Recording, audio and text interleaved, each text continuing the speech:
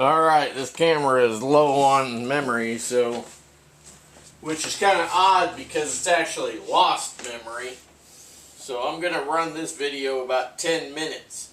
This is more or less going to be a little educational video. So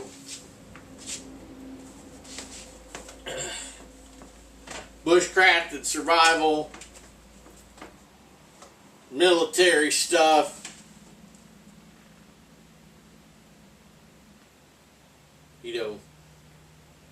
religion, current events, blah blah blah. That's more or less what this channel is about. Now, a while back I talked about this frame for the Alice pack. You can put a large Alice pack or a medium Alice pack on here. This is made by a company called T3. This is absolutely the very best Alice frame out there.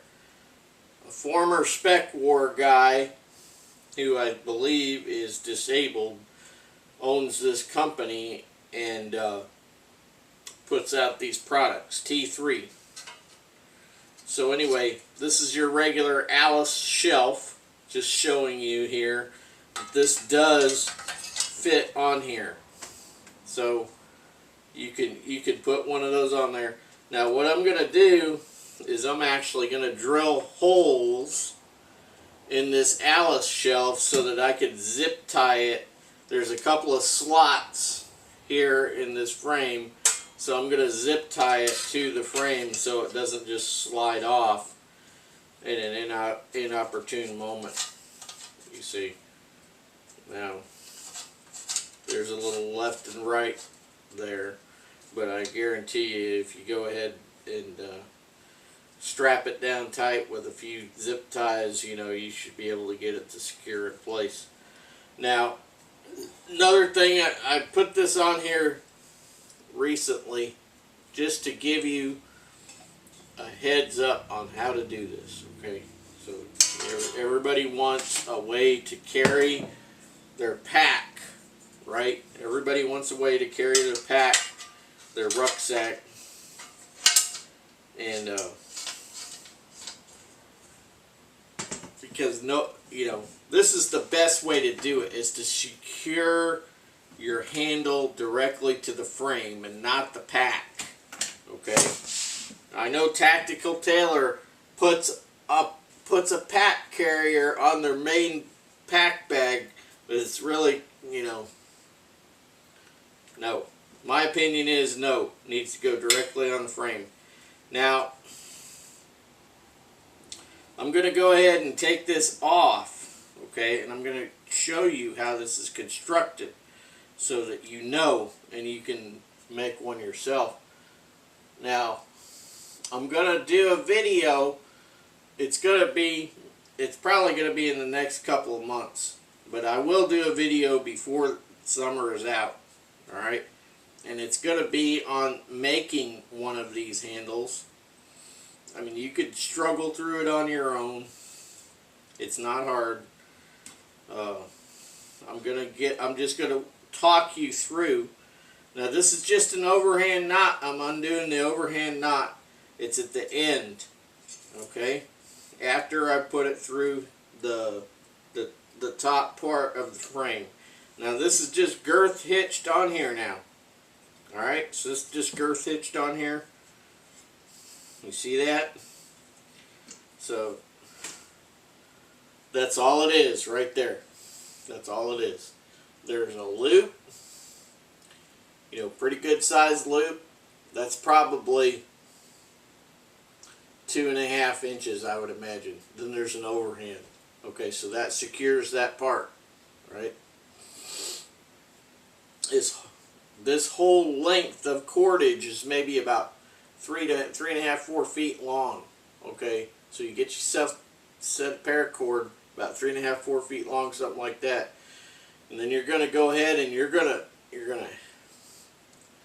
drape it in half. You got the two bitter ends down there. You got this up here. Then you make the loop, then overhand. Like I said, that's about 2.5 inches.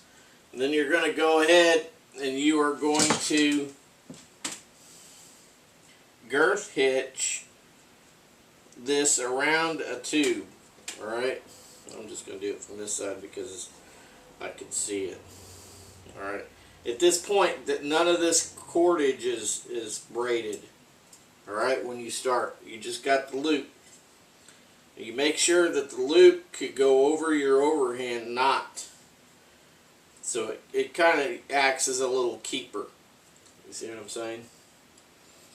So this overhand knot does have some use. First of all, it keeps this loop where it needs to be, right? In the exact center of this cordage. And then what that allows you is to go ahead and you've girth hitched that. You got the overhand knot, and then you start making left and right side overhand, you know, loops, and you pull it tight, and you pull it tight, you pull it tight. Now I'm going to do this for you in a video. I'm not just going to walk you through it by mouth. I'm going to actually show you how to do this. Okay, I don't have time right now, but I'm going to show you. And then once you've gotten about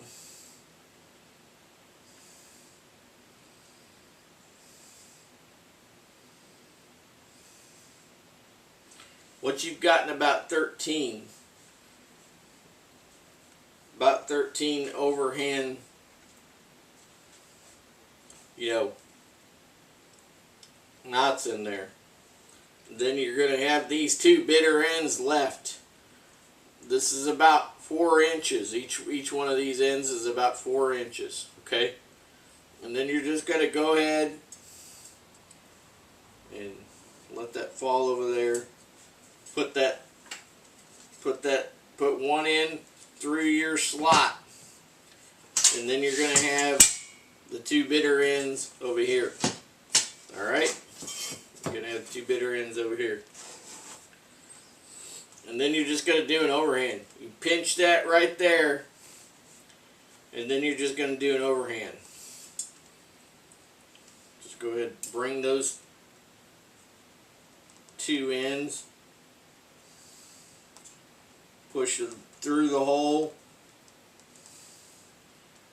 and then you're just going to work it to where you can get that knot as close to that bar as possible. Alright, and then once you get it up tight, as tight as you can to the bar, okay, so that's pretty close. So now what I'm going to do is I'm just going to pull it all tight. Alright, pull it all tight. There you go. Now you got a full strength hole loop on your rucksack frame. Right? This will not come undone because this end is secured there. Alright? Got it? Now you can fiddle around with this on your own before I make my video, and you can, you know, try to come up with, you know, this on your own. This helps you to learn, right? That doing things on your own will help you to learn, and will help to expand your thought processes to where you could think of other things. Okay, this will help you to learn, and it will help you to invent other stuff when the time becomes necessary. All right, you need to be a thinker, not just a dad. Do as directed. Okay, not, you know, don't be just a dad. Do as directed. Be a thinker. All right. Now, got about 30 seconds left here. I'm going to share this with you. These are tiger stripe stencils. Right. I don't even remember when I got these or where. Hadn't used them yet. But on here it says Acid Tactical. It's quite possible that they came from this place. Now there's different bits and bobs here that you could go through. There's a couple of these and a couple of those. Alright. Anyway, I'll come back to that stuff when I'm gonna do something with them. Or maybe I'll do something with them and then show you what I did.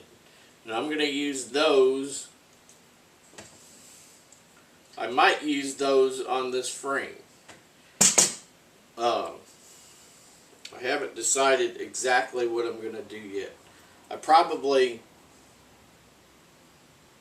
I'm not sure.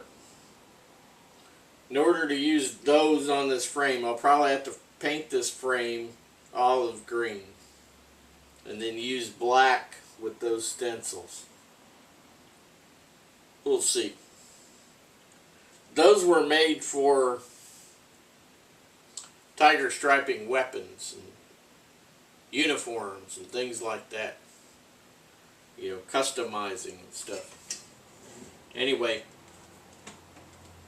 but I had somebody order these stencils for me at some point. I don't remember who or what. I don't remember all the details. But I got them. It says on there, Acid Tactical. I have any clue as to who or where those come from. Not at all. I just know I have them. Somebody else ordered them